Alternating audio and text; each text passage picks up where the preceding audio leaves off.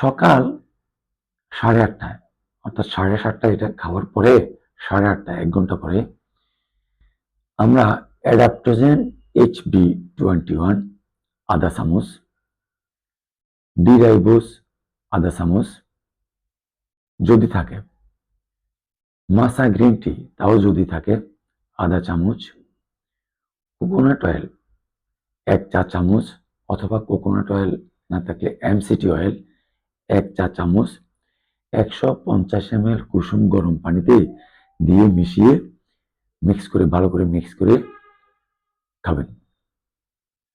তার 1 ঘন্টা পরে অর্থাৎ 9:30 আমরা অর্গানিক টুরমারিক ইমিউন বুস্টার খেতে পারবো।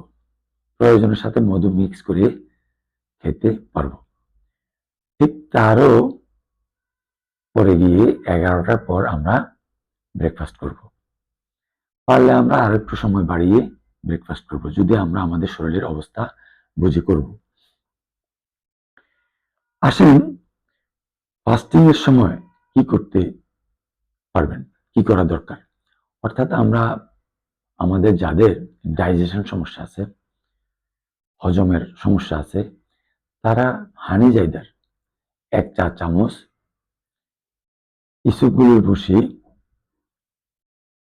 2 থেকে 3 চা চামচ 1 গ্লাস পানিতে মিক্স করে সন্ধ্যার পরে খেয়ে নেবেন।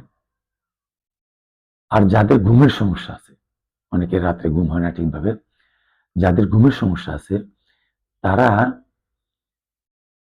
অ্যাডাপ্টোজেন HB08 অথবা আপনার ঘুমের সাপ্লিমেন্ট খাবেন।